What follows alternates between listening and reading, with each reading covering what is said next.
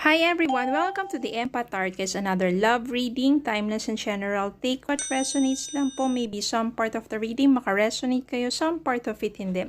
Iba't ibang mga energies, iba't ibang mga sitwasyon.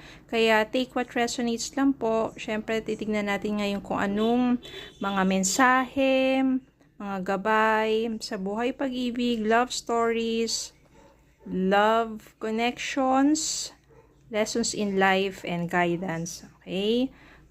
Spirit guides, send me messages. Anong love connections ito? Lessons in life and guidance ang nais yung ipabatid sa amin. Mga aral at gabay sa buhay, pag-ibig, love connections, love story. More messages sa spirit guide. Send me messages. More messages sa spirit guide. Ano kayang love connections ito? Spirit guide, send me more messages. Anong love connections ito? Lessons in life and guidance ang nais yung ipabatid sa amin. Mga aral at gabay sa buhay, pag-ibig. Okay, I think okay na po ito. Sapat ang mensahe na ito para sa reading.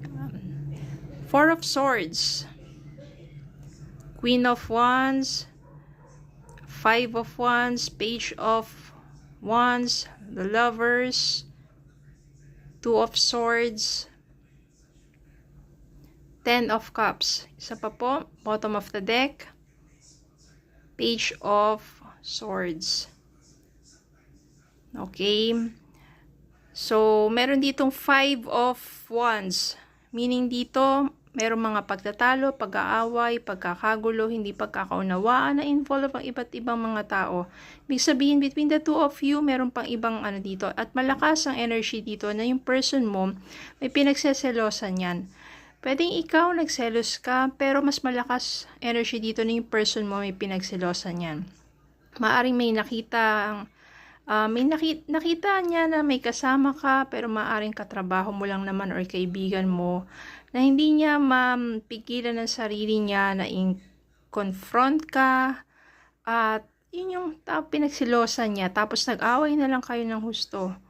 No, involved talaga dito. Malakas ang energy dito ng pagsiselos. Masyado kasi yun yung person mo. I can sense here na parang overprotective, over-obsessive with you. Na minsan parang nawawala na ng tiwala at sobra na yung kakaselos niya. So, ikaw naman, gusto mo na ng tahimik. Nagkaroon kasi, yun kasi naging dahilan kung bakit nagkalayo kayo eh. Parang medyo dumistansya ka sa kanya kasi nga kakaselos niya, medyo nasasakal ka na. You're emotionally burnt out and gusto mo na lang ng tahimik na lang. No, yung Four of Swords dito is ayaw mo na masyadong mag-isip-isip pa. No, nasa kanya na yan. Kaya dumistansya ka muna sa kanya. Pero yung person mo na yan, palagi ka niya iniisip. Kahit nasabihin natin ilang weeks na or months na hindi kayo nag-uusap dahil sa matinding pagtatalo na yon, palagi kayo iniisip niya. Yung Page of Wands tsaka yung Page of Swords nito keeps thinking of you. Pero hindi nga lang siya decided pa. Parang wala pa siyang lakas ng loob, paurong-sulong siya kung magre-reach out na ba siya sa'yo or hindi pa. Kasi yung person mo na yun parang medyo ma-pride din, no? Pero palagi kanyang iniisip. Hindi niya lang alam gagawin niya, kung anong moves or anong klaseng pag-e-effort, paano siya mag-reach out sa'yo. Kasi nga naman, fault niya, 'di ba? Alam niya, tararamdaman na rin naman niya na nahihirapan ka, nasasakal ka niya. Yan, masyadong magulo pa ang isipan niya. Pero palagi kang laman ng isipan niya. Hindi niya lang alam.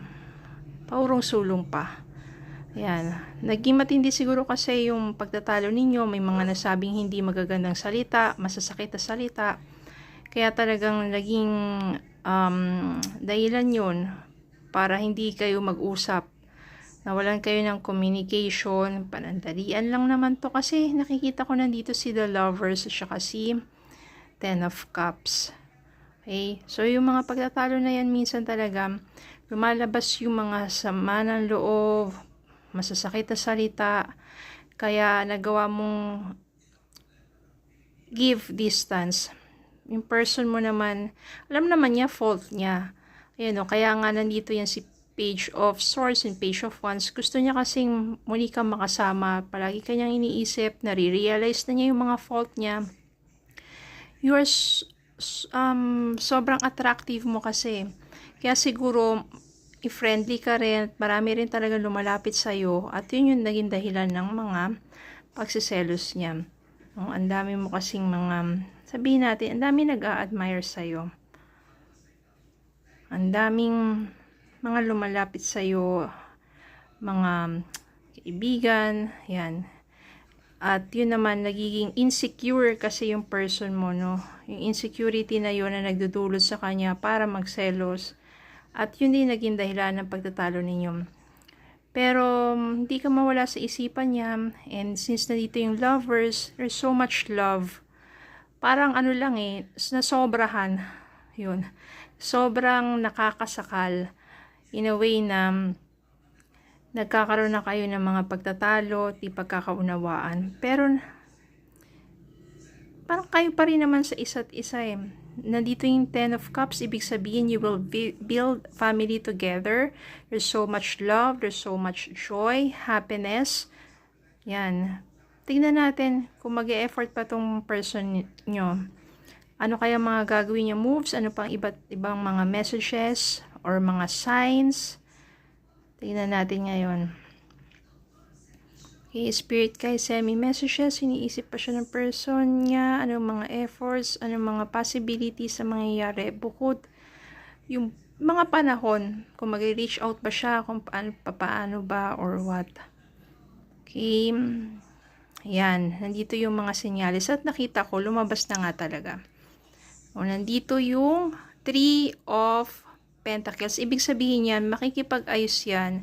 I-work out niya between the two of you. Magkakaroon kayo ng heart to heart talk. Kapag nagkaroon na siya ng lakas na loob na harapin ka, aminin na lahat-lahat ng mga fault niya. Yan, magkakaroon kayo ng heart to heart talk. At maaaring sabihin mo, tumigil-tigil ka sa kakaselos. Kailangan lang ng tiwala. Maunawaan niya. Mag-a-adjust na yan. Matututo na yan. Kasi ayaw niyang mawala ka sa buhay niya. Nandito yung sun. Yung sun dito means new beginning. So much hope and joy. Very positive ang energy ng the sun. Ibig sabihin, panibagong maga, panibagong pagkakataon to make things right. New beginning para sa inyong dalawa. At aayusin niya na yung mga ugali niya, no? Babaguhin na niya yan. At nandito nga yung 4 of Wands. Of course, bibigyan mo siyang panibagong chance. There will be reconciliation, reunion, and it will lead yun sa 10 of Cups na yun. Yan. Habang hindi pa siya nag-reach out, and siya pa rin sa panahon na wala pa rin kayong communication, ikaw naman, hindi ka naman nag-entertain ng iba. Kaya nananatiling, sabihin nating single ka. Pero maayos mo nagagawa ang trabaho mo, hanap buhay mo. You are doing well with your life. Kasi alam mo rin naman sa sarili mo na hindi rin naman makakatiis yung taong yun. Ayan no. Undecided nga lang kasi wala pa siyang lakas ng loob. Pero, alam mo rin naman sa sarili mo na babalik siya. Ano ba yung mga signs na yun? Na yung person mo keeps thinking of you. At alam mo rin sa gut feeling mo that yung person mo na yun talagang babalik yan. At i-work out niya ang inyong relasyon. No, marami kasing mga ganyan.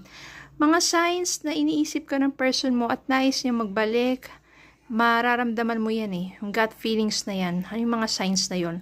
Kapag hindi mo siya iniisip buong araw, hindi mo siya iniisip bago ka matulog, pero napanaginipan mo siya, ibig sabihin nag-flow na yung energy niya papunta sa'yo. Ibig sabihin iniisip ka niyan bago siya matulog, iniisip ka niya buong araw, kaya ganon. Example, kagat mo yung dila mo, o kaya naman bigla kang sininok. Yun yung physical manifestations that someone is thinking of you at maaring yung person mo na yon. Bigla mo na lang nakita yung pangalan niya out of nowhere, sa binabasa mo, nag-scroll ka sa social media, sa daanan, may nadaanan ka, kaparehong-pareho, eksakto ng spelling ng pangalan niya, initials niya o kaya naman ang birthday niya. Diba? Maraming mga signs bakit kung papaano iniisip ka ng person mo or Ikaw naman, maaring hindi mo siya talaga iniisip, busy ka sa buong maghapon, tapos bigla na lang siya sumagi sa isipan mo. Pwedeng energy niya rin yung biglang nag-flow na sa'yo, kaya biglang sumagi siya sa isipan mo. So, maraming mga signs na iniisip ka ng person mo, parang meron pang mga signs na katulad na parang bigla mo na amoy yung perfume niya or cologne niya, di ba? Yung mga weird na mga signs na yon, pero malakas ang energy na talagang iniisip ka ng taong yon. Hindi ka mawala sa isipan ng taong yon. Okay, ganun naman talaga pagdating sa kapag love ka, wag lang masyadong yung over kasi nakakasakal na yon. But there is a new beginning, there's hope in love. Okay? So, yun lang po. Maraming salamat po sa suporta at palagi po kayo mag-iingat. Okay? There's so much love and hope. Have a good day po and God bless.